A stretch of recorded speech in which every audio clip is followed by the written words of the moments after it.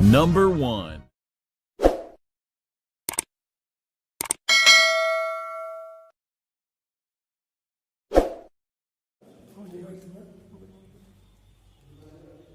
Hello guys, good morning all of you.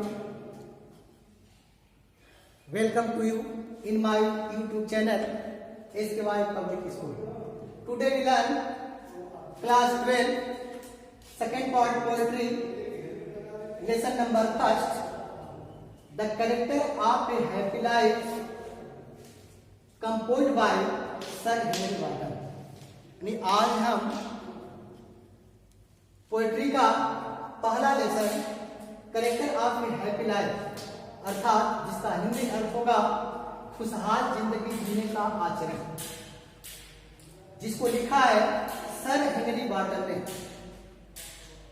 Bye this poem the poet sir Henry Wharton defined the definition of life. इस पाठ के द्वारा कवि sir Henry Wharton ने जीवन को परिभाषित किया है. इस चैप्टर से हमें यह सीख मिलती है कि worldly possessions and worldly success are not necessary for a happy life. यानी कवि कहता है कि सांसारिक वस्तुएं या सफलताएं खुशहाल जिंदगी जीने के लिए आवश्यक नहीं है. If a man want to lead a happy life, कभी कहता है यदि व्यक्ति खुशहाल जिंदगी जीना चाहता है तो उसे ही should avoid all temptations and fears, तो उसे सभी प्रकार के लालच और भयों से मुक्त होना चाहिए. He should Pure and should have self-respect and self-possession. उसे शुद्ध हृदय वाला, स्वयं पर अधिकार रखने वाला अर्थात आत्मसंयमी और स्वाभिमानी होना चाहिए. Common whims such as jealousy and flattery should not touch him. निस्साधारण करे की सरिया या झूठी प्रशंसा जैसी बुराइयों से उसे दूर रहना चाहिए. अब हम चलते हैं इस कविता का पहला स्टेंजा लेकर. हाउ हैप्पी इज ही बार्न और टच, जिसमें बार्न का अर्थ होता है पैदा जन्म, टाट का अर्थ होता है शिक्षा. दैट सर्व सचमुच होता है सेवा करना या काम करना. नॉट अनदर्स विल, अनदर्स दूसरों के विल मतलब इच्छाओं के अनुसार. हुच जिसकी, और मोर कवच, और मोर होता है कवच. Honest thought, honest thought means होता है ईमानदार सोच.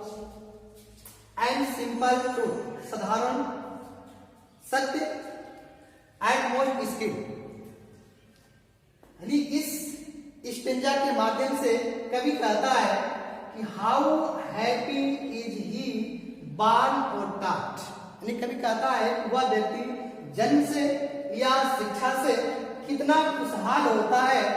That serve not another's will, जिसे दूसरों की इच्छाओं के अनुसार कार्य नहीं करना पड़ता है. जैसा कि तुलसीदास ने रामायण में भी लिखा है कि परवशम परम दुखम स्ववशम परम सुखम, अर्थात जो व्यक्ति दूसरों के बस में होता है, दूसरों की इच्छाओं के अनुसार कार्य करना पड़ता है, वह बहुत दुखी होता है.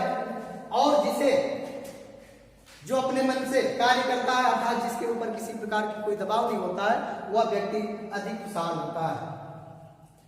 तीसरी लाइन का अर्थ होगा हुज और more is his honest thought, यानी कवि कहता है कि ईमानदार सोच ही जिसकी कवच होती है अर्थात रक्षक होती है. ऐसे व्यक्तियों के मन में किसी के प्रति किसी प्रकार का कोई दुर्भाव नहीं होता है, इसलिए उसे किसी दूसरे व्यक्ति की सुरक्षा की आवश्यकता नहीं होती है. And simple truth his at most skill, और सत्य ही उसका एकमात्र ईश्वरीय गुण होता है। इसके अलावा सत्य ही उसका एक ईश्वरीय गुण होता है जो उसे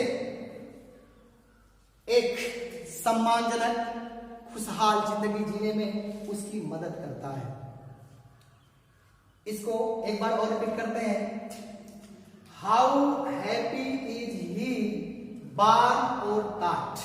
यानी कवि कहता है कि वह व्यक्ति अपने जन्म से या शिक्षा से कितना खुशहाल होता है। दैट सर्व नॉट अनदर्स वे, जिसे दूसरों के इच्छाओं के अनुसार आचरण नहीं करना पड़ता है, अर्थात कार्य नहीं करना पड़ता है। Whose armour is his honest thought. करें कि ईमानदार सोच ही जिसकी कवच होती है, जिसके मन में किसी दूसरे के प्रति किसी प्रकार का कोई दुर्भाव नहीं होता है, इसलिए उसे किसी की सुरक्षा की आवश्यकता नहीं होती है। And simple truth is utmost skill. कभी कहता है कि सत्य ही उसका एक मात्र ईश्वरीय गुण होता है और यही ईश्वरीय गुण उसे सम्मानजनक और खुशहाल जिंदगी जीने में उसकी मदद करता है। अब चलिए ये बोर्ड परीक्षा में कैसे पूछता है, बच्चों खास तौर से इस पर ध्यान देना। इससे रिलेटेड जो क्वेश्चन पूछा जाता है ये पूरा पैरा दे देता है। इसमें आपको लिखने के लिए आता है रेफरेंस, कंटेक्स्ट, एक्सप्लेनेशन। नहीं, आपका क्वेश्चन बनेगा right the explanation with this stanza with reference.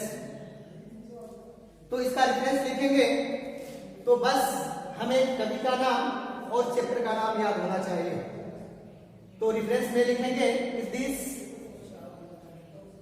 Stanza has been taken, this stanza has been taken a character of a happy life, character of a happy life written by या composed by sir Henry Wotton. अब हम आते हैं context पर। Context में केवल इस stanza के माध्यम से कवि हमें क्या समझाने का प्रयास किया है उसे हमें बस लिख देना है। तो ये लिख सकते हैं in the presented stanza, in the presented stanza the poet tells us about the secret of a happy life. तरह की इस स्टेंजा के माध्यम से कभी हमें जीवन के रहस्य को समझाने का प्रयास किया है या समझाया है। अब चलते हैं हम एक्सप्लेनेशन पे। इसका एक्सप्लेनेशन जैसे हिंदी अर्थ हमने लिखा है उसी तरह से इसका जो एक्सप्लेनेशन करेंगे वह इंग्लिश टू इंग्लिश करना है। तो इसमें देखिए एक्सप्लेनेशन में हम लिखेंगे कवि कहता है a man, poet tells the man who's not have to act as other wills is very happy। यानी कभी कहता है कि वह व्यक्ति जिसे दूसरों के इच्छाओं के अनुसार कार्य नहीं करना पड़ता है वह व्यक्ति अधिक खुशहाल होता है। His life is virtue with no ill will for any other। लिखा है कि ऐसे व्यक्तियों के मन में, हृदय में किसी के प्रति किसी प्रकार का कोई दुर्भाव नहीं होता है। So need not help any other, इसलिए उसे किसी दूसरे की मदद की आवश्यकता नहीं होती है। Truth is his only talent, यानी कह कि सत्य उसका एकमात्र ईश्वरीय गुण होता है। सत्य उसका एकमात्र ईश्वरीय गुण होता है। He needs no other talents, उसे दूसरे गुण की आवश्यकता नहीं होती, उसे दूसरे योग्यता की आवश्यकता नहीं होती है। This is the gift of God, यह ईश्वर के द्वारा प्रदान किया गया उसे एक उपहार होता है। ईश्वर के द्वारा प्रदान किया गया उसे एक उपहार होता है। Which helps him to lead a happy life and honourable life, जो उसे एक खुशहाल और सम्मानजनक जिंदगी जीने में उसकी मदद करता है। आज के लिए इतना ही। कल हम आगे का पैरा लेकर हाजिर होंगे। आप आगे की वीडियो देखना न भूलें। धन्यवाद। Number 1.